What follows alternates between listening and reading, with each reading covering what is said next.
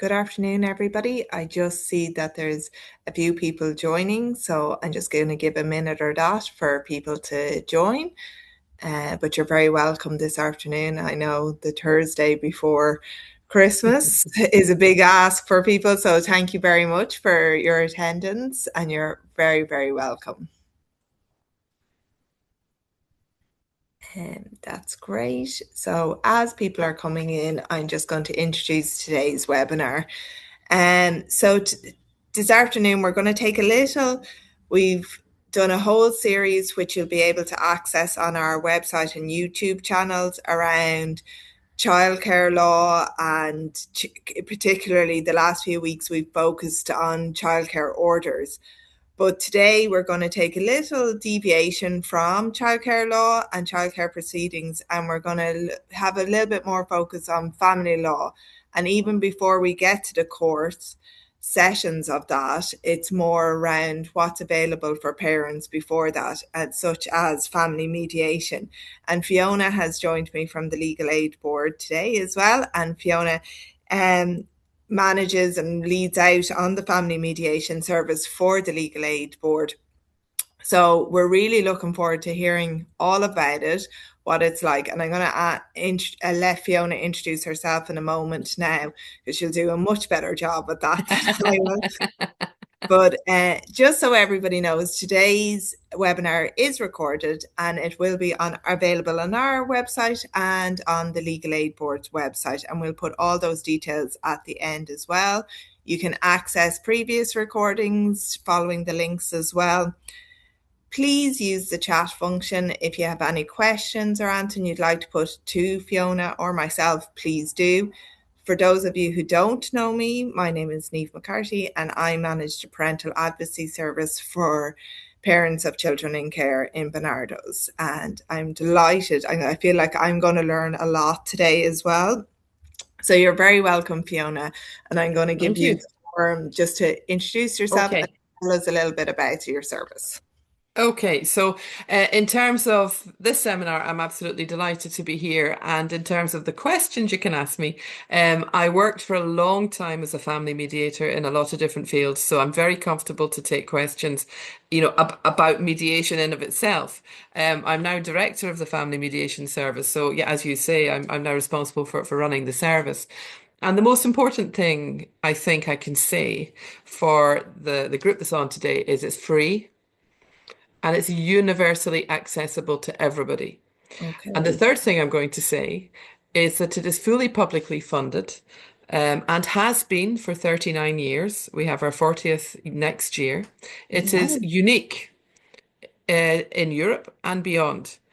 And that uniqueness gives a very important first step in that it's a public service. You can phone. And you can find out more about mediation by phoning our service. So you don't have to be referred by court. You don't have to be referred by a professional agency, an NGO, or anybody else. We are here publicly funded to serve parents, whoever need our help. We're here. And that is fundamentally different from other jurisdictions in the EU.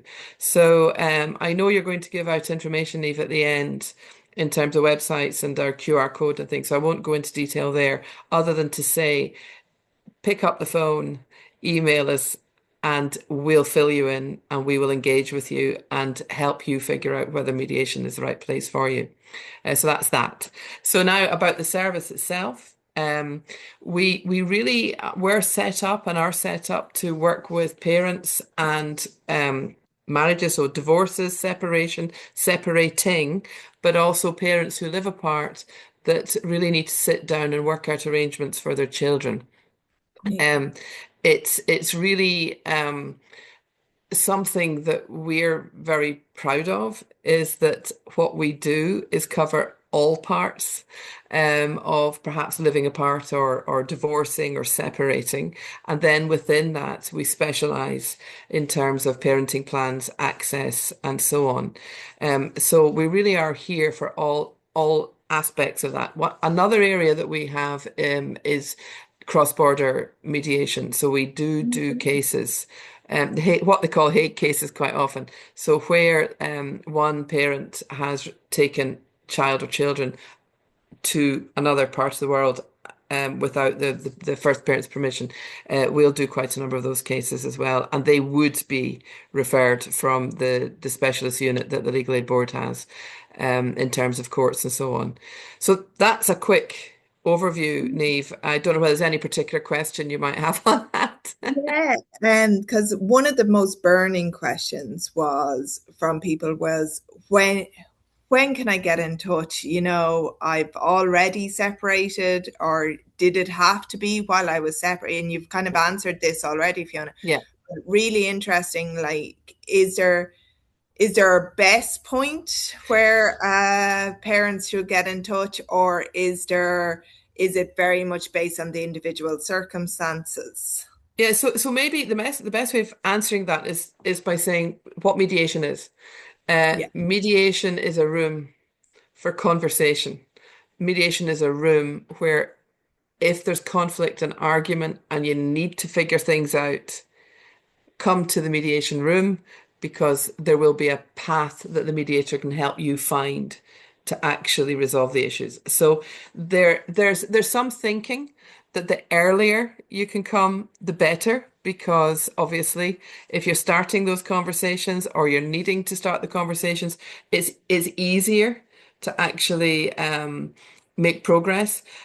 But really, any stage, if you look at it like this, if there's something that you need to talk to the other parent about, if there's something you need to work out about separation, there's three options really. One is, can you sit down and work it out yourself at the kitchen table? Two, do you need somebody like us to help you sit down and talk about it? Or three, do you go somewhere where somebody else works it out for you? I mean, that's the kind of three Mm, big ways of going. And we're here for any stage that becomes the right decision to make. yeah. And so, say I'm a parent, Fiona, and I've recently separated, and so far we've been sitting at that kitchen table and we've been able to Yeah. work out a Yeah. really good plan And it's for our tricky. Yeah. finances, maybe a really good Yeah. plan but we can't agree on our access schedule, for example. Can we come with just one Yeah. area that we want to Yeah. focus, or do we need to put everything on the table, so to speak? No, another key aspect of mediation is the mediator is facilitating what you need to work on. So if you're indeed in that position where you've got this, and this, but you're thinking, oh, a common one at this time of year is Christmas. Yeah. Look, we're halfway through working out how we're going to manage things, but now we've got this event coming up, and we're just arguing too much. Then you lift the phone, we will listen, talk, engage, and then you come into mediation. And quite often what happens is you come in on that one issue, but then the mediator will say, well, how are things in this area? Or would you like to look at this? Or let's review what you've done. And you get the help and support to maybe look at other things you've not thought about, or to go back and look at your agreement and think, are we happy? Yes, we're happy. Or actually, now we're in this room and we're able to talk better and we have the support. Let's look at a little bit more detail and see if we can make it even better than we had when we were at the kitchen table. Yeah. So if I've decided, like, practically speaking, we both decided this is something we are willing to do and look at, and we would really benefit from the support. I presume, obviously, both parties have to consent to participating. Yes. So what happens with the process? First of all, let's take Mary and Johnny. Yeah. So Mary lifts the phone and asks about mediation. The first thing that will happen is one of our staff will help Mary understand what's mediation and listen a little bit about what is concerning Mary to make sure it's the right place. And then Mary will be registered. And Okay. then there is an option for either Mary to talk to John to say, look, John, I think this is worthwhile. Would you give him a ring? Or um, we phone John, because for Mary, that look, we don't see each other, we don't live together. It just would be easier. So we make the contact. And John has exactly the same. He gets the same information, he gets the same engagement, he gets the same individual opportunity to decide, well, do I take the next step? And that's a really important thing to Mhm. say. You only need to decide to lift the phone. Then the next step is, will I talk to a mediator? And it's individually at this moment in time. Okay. So then you have a phone call with the mediator who begins to talk a little bit more about the issues that concern you, and then you'll meet the mediator still individually, not even necessarily in the same day. That's just pragmatics. What works for you, we try and accommodate. And during that, what we call pre-mediation, the mediator will check that everything is safe. It's the right place. There's an opportunity for Mary and John individually to say to the mediator, "Listen, I really Mary, she kind of does. I just don't know if I can sit in a room with her." And Mhm. so what the mediator will be doing is saying, "Well, how can I help you? How can maybe we use two rooms for a while, or how can I help you?" Come into the room and maybe manage 10 minutes. So again, it's about the next step. And then there will be a point at which the mediator and both Mary and Johnny will sign a mediated agreement, an agreement to mediate. And that's when then you're in the mediation process, which is still voluntary. So Okay. you can still leave at any time and the door is open to come back because we recognize for sure some days are better than others to sit down and talk. Yeah, of course. And I've loads of questions, Fiona. So before I jump to the agreement, I just wanted to go back a few steps. It's obviously a universal free service, Yeah. which is amazing. So it's Yeah. not means tested. I'm No. just thinking of families where there's a lot of complex issues and a lot of Yeah. extra uh, complications, such as Yeah. domestic For violence or sure. mental health. Is there any factors that would make a family or parents ineligible for the Yeah. service? Yeah. So we wouldn't use the phrase ineligible, first of all. Yeah, sorry. So no, it's quite all right. It's quite all right. Um, the pre-mediation step is really the opportunity for the mediator with each person, each party, to really assess. So we do a full domestic abuse screening. We do a full capacity to negotiate screening. And we do absolutely engage in all aspects of those complexities. And what we're looking for is we're first of all looking for the individual to feel that they can voice their disagreement, because that's what we're wanting people to feel they can say, listen, I'm really not happy with this parenting plan or this financial question, whatever. So you're really engaging around that, but you're also then, if the mediators are highly trained, they're high conflict specialists. So Yeah. they are assessing every single question, every single engagement. They are assessing all the time, is this the right place? And for sure, we would terminate, as we say, which is another unfortunate term, is the case would be stopped. Now, the question for us, and it's a challenge for us, if we don't keep people in the room able to deal with what they need to deal with, if we have to close because there are issues, there's complexities there that don't make it suitable for mediation, where do they go? Yeah. And Yeah. that's a challenge for us. So we're all the time looking at how we can make that mediation room. Do we bring in assistants, for parties? Do we do the separate sessions? Do we look at policies and procedures and practices that can improve outcomes so that parties can stay? Because those issues still need to be sorted out one way or the other. Yes, yeah, definitely. And just on that, Fiona, would you refer to therapeutic Yeah. supports as your ongoing Absolutely. health? Yes, yeah. I mean, you see again, I mean, the absolute core focus is how can we support these people in front of us make the best decisions for their family? Now, that can involve financial assistance, MABs, for example. It can involve legal advice and assistance. It can involve parenting support. Absolutely. All our offices have got local. In fact, Bernardo's is one of them. We've got connections with Bernardo's all around the country. And we're looking all the time at what these people need to be the centers of their own lives. Yeah, yeah. And we have the negotiating piece, but for sure we're referring out to other support agencies. Absolutely.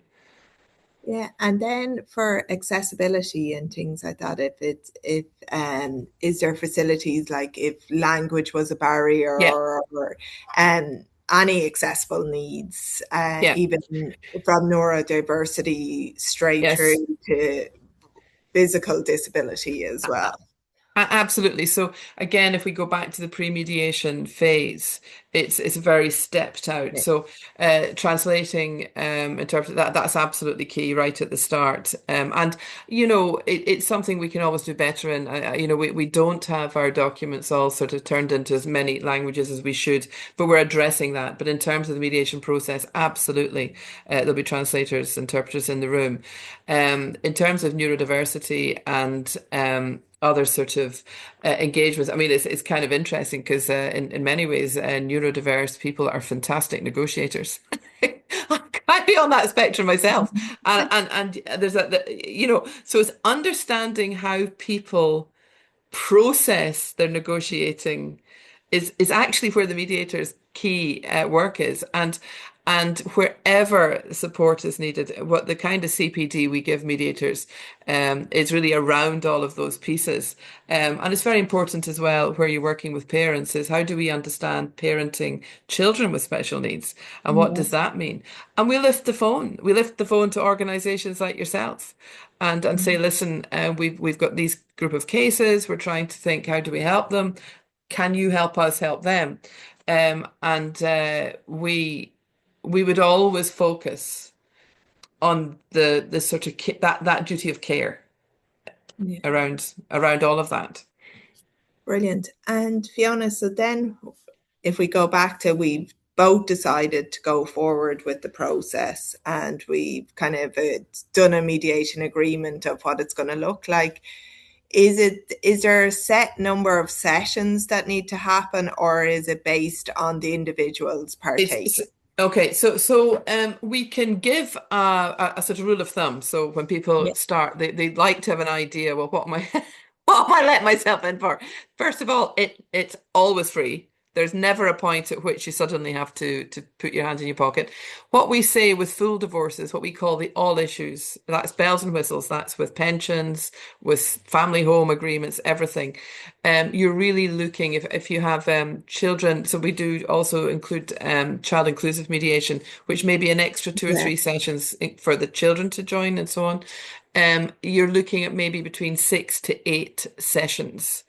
Now, if you're looking at one or two, so we have a service in Dolphin House in the district court there. So most parents are coming in the door to maybe do access or parenting plans for Christmas, or they might be doing maintenance and they'll come up the stairs and they might need one or two mediation sessions, or they might find once they're with us that they need a couple more. So Yeah. that's a kind of rule of thumb. But the most important thing is really that ability to form an agenda. So the mediator's responsibility is to be able to listen to the parties at the start of the mediation and to be clear about the kind of agenda that we can lay out. So if it's going to be this, this, and this, the next session we'll do this, and then the next session we'll do this, and we try and make that clear. But at the end of the day, if the parties themselves need 3 or 4 sessions to work out the parenting plan because there are specific things that just are going to take that time, then that's what they have. That's Yeah. that's the kind of nature of it. But we do as a service, we ourselves have a responsibility to keep the mediation moving. Great. You brought up two things that were next on Oh, my mind. One was around the child's voice, which I think yeah, we'll come back to because yeah, just want to explore how children get their yeah. views and voices into the process, but Mm, also just when you mentioned about household information or household conflict and things like that, one of the things we're seeing when parents are separating at the moment and who are coming to our services for support, they're being advised to remain in the same house Oh, and living together, and which can be really difficult. And I'm just yeah. wondering, is that a theme that you're seeing in your Well, work as well? And yeah, just sorry on that. When I started mediating in 2001, that was still an issue. okay, so, It was an issue, and it's because I mean I it seems to be, and I don't know if this is the same for yourself. It seems to be that there's certain family law solicitors who would argue that if you leave the family home, you either one you're seen as a very old-fashioned term, you're deserting, so or that you're losing rights somehow. And that's now yeah, I might be a bit wrong on that, but that's some of what we're hearing. And so one of the things that we did a lot of in my day as when I was mediating was actually doing separated parenting plans right at the start of the mediations so that yes, we could actually facilitate one party leaving the house. Here is a mutual agreement of how the separated family is going to work. Therefore, this person is not going to be seen in this light. But also, we would always actually front load the financial side so that we do the budgets first and then we look at the family home. Because until people know where they're going to live, you don't know what the parenting plan is going to be. And actually, in those conversations, right at the early doors of the mediation, you're really talking about, well, Johnny and Mary, how are you going to do this? What is the yeah, agreement going to be? And of course, there's the other big issue, which is, what money do you have to run two houses? And that often can mean that living in two places can't work. That's a different issue. So what we have done a lot over the years, 25 years, is that kind of upfront mediated agreement that allows the separating to happen. yeah. Yeah, because we would see a combination of all those things. Like Yeah, sometimes the solicitors advise, but sometimes it's just that cost of living crisis yeah, that you can't afford to move. But then what it's like, our concern is obviously what it's like for the children living in those yes. environments as So, well. so, so this might be useful for you to know. One of the ways mediation works in terms of the steps, as I'm saying, we front load the finances. So let me just talk to you a little bit about that. So when Mary and Johnny come in, quite often they've individual ideas. They might know what's in the bank accounts, but they've got individual ideas of how that might stretch to accommodate two different houses. So what we do in the first session, once the agreement's signed, we give out budget sheets and they go and they fill in the budgets according to how they think the finances will work when they're apart. And on the whole, it doesn't matter whether you're going to buy a house or rent a house. It's very similar cost. So we say, look, don't worry that there's no agreements made. Just a guesstimate will do. Now, what that does is in the next session, when they come back in, we write up all the figures and you get a mutual budget cost for running two places. And then you Okay. take the joint salaries, the joint income, Yeah. and you subtract one from the other. And you say, now, here's the joint issue. And that is often, if not always, the first moment that both parties have an opportunity to see, oh, hey, wait a minute now. It's a joint problem because actually that's the money we have. It doesn't matter who's earning what. In essence, if this home is bringing in €6,000 a month or €2,000 a month, that's the amount. That's the amount you have. Now, how do you manage to get two places to live out of that amount? And Mhm. then it changes that argument you're talking about. It become and a place to have it. This is difficult. Don't be talking about it at the kitchen table. We've Okay. got all the facts and figures in here, and we know our way around. Mediators know their way. We know our way around those finances. And what you're then looking at is, well, if you're having an argument about renting a second place, let's look at why you're having the argument. It's not that you're being unreasonable with each other, perhaps. It's actually, here's the stress point, right up Yeah. here on this board. And that's a mutual issue for us to try and work out a plan for. So it reframes the actual problem. The problem Yeah. is that it's not not giving me enough or she's not giving me enough. It's like there isn't enough for the plan you're planning. So does that make sense? Yeah, no, that makes perfect Yeah, sense. yeah, yeah. And it can be a very, very helpful piece to know that we do that. Because I Yeah. don't think there's necessarily many opportunities for couples who are separating to sit down and just look at it as a mutual financial problem. And even if they don't get any further in mediation, that piece is very useful. Yeah, and I think it would be very useful for those particularly on very limited resources who are Very. maybe dependent on like local authority housing or social Yeah, welfare absolutely. But I mean, I might just make a point about that. And this is just my own experience of the 20 odd years I was doing all the casework. People with less money are far better at budgeting. good. Really, truly. I mean, the real kind of moments of oh my Lord, Mm. we've got that much debt. It's when you've got more than enough, you don't think about it. No. I used to always be. I have to be honest and say, over the years, I learned so much, and I was always so respectful of the ability of people to budget with small amounts. It was always that group knew the value of money, literally, and it was when you went into those with more that perhaps didn't have to think about it, so it was spent. And then this was the first time that they were having to sit down and really engage with budgeting, proper budgeting. Yeah. Yeah, no, that was just an observation. Yeah. Um, so we've a few minutes left, Fiona. Okay, So we do want to get, I suppose, we might finish today on the voice of the child, and then okay, there we might revisit another day around moving forward when there's a mediation agreement in place and what that looks yeah, like and things. But we'd really like to think about how the children are present and their views are sought in this mm, process as well. So I'll let you okay, finish on that. okay, okay. So, really where this we've been doing a big revamp and a redevelopment of our child inclusive mediation, and we will be in the coming years certainly engaging with organizations like Bernardo's because we want to become better at it.